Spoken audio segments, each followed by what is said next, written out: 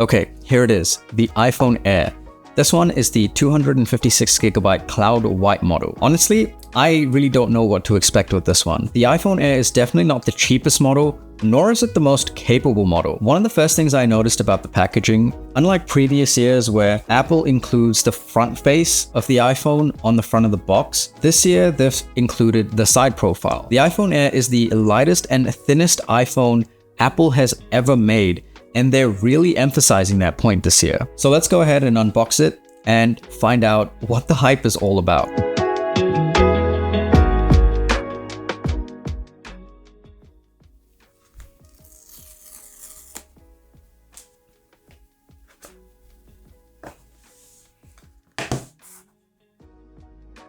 Wow, even without taking it out of the box, it already looks pretty premium. So let's take it out. Wow. Okay, this is extremely thin. I did not expect it to be as thin as it is. This is a good looking phone. This is what iPhones should be like. This is how Apple should be designing iPhones. Honestly, I think it's far better than the Pro model as well. This is a thin phone. Wow. Okay. So one of the things with the iPhone Air is that they've retained the titanium frame. I honestly can't get over how thin this phone is. Yeah, wow. No matter how much pressure I put on it. Yeah, this is not a repeat of Bengate, for sure. One thing I will say, already just picking it up, the titanium frame, the silver titanium frame, is already picking up a lot of my fingerprints. So there is that to consider. All right, so let's peel off the protective cover.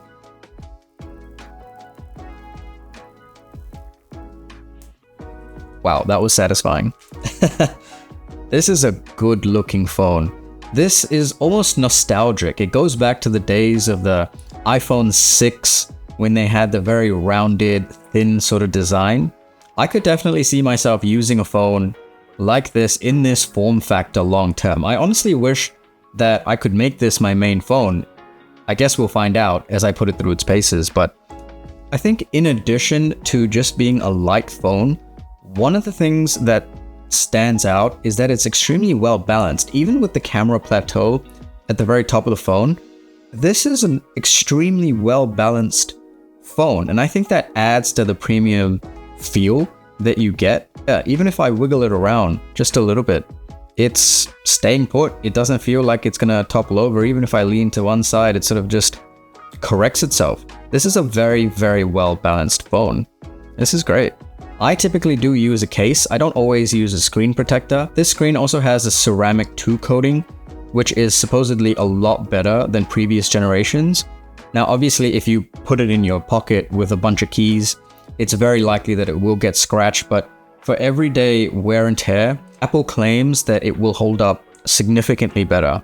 It's very obvious that with the iPhone Air, Apple has prioritized form over function. Now, in order to create a phone that's this thin, Apple has rearranged a lot of the components inside the phone and pushed it to the top around the camera plateau, and that's allowed them to create this extremely slim form factor.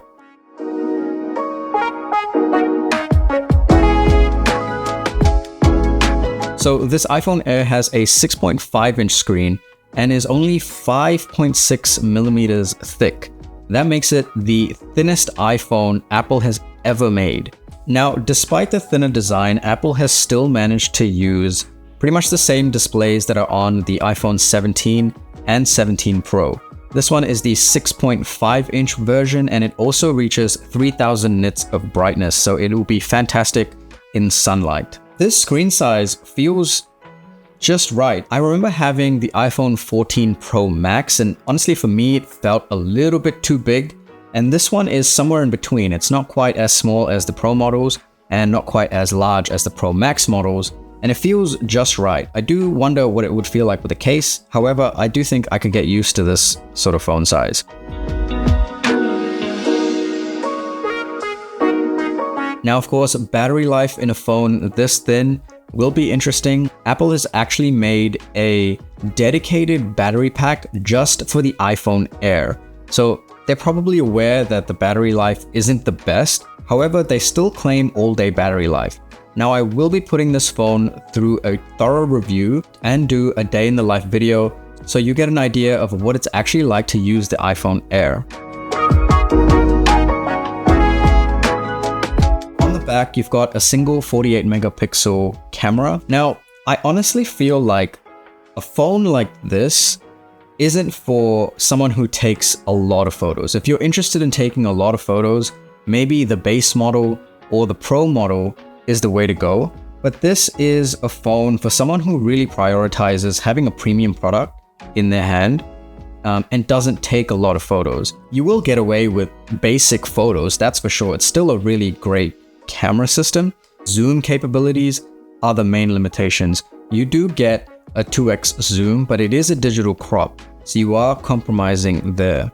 So of course, one of the things that's new on the new iPhone lineup is the front-facing camera with center stage. Now, Apple have used a square sensor, which means that you can shoot holding the phone vertically and still have your videos shot horizontally, which is really cool. And they've also got dual recording, so you can record both yourself with the front-facing camera as well as with the rear camera at the same time. One thing to note though is that you cannot take ProRAW photos with the iPhone Air, and you can't record in Apple Log. If you want to do that, you do have to buy one of the Pro models, which I guess makes sense. It's in the name. One of the things about this iPhone Air is that it does have a single speaker, and that's the one at the very top above the front-facing camera. Now, it'll be interesting to see in a thorough review what that feels like. I do remember previous generation iPhones having just a single speaker, and it really makes a big difference when you're watching a video in horizontal mode rather than a portrait mode, because you hear the audio from just one side. And I did appreciate when they added the speakers down the bottom. These grills at the very bottom here, they are actually just mics. They are not speakers anymore. So you are getting audio just from the top. It's likely going to sound more tinny and obviously has a lot less bass. So it'll be interesting to see what that's like and if that really makes a big difference. Another key thing to remember with the iPhone Airs is that it's eSIM only. So if you are someone that frequently swaps out their SIM card, maybe you're someone that travels a lot, you will have to compromise on that with the iPhone Air. Now, one other thing to note is that the USB-C port only supports USB 2 transfer speeds. So that's interesting. Now, I will be doing a full review of the iPhone, and if you're not already subscribed to the channel and you want to see more videos like this one, make sure to hit that subscribe icon and bell icon. And if you like this video, be sure to give it a thumbs up. Thanks so much for watching. I'll see you in the next video.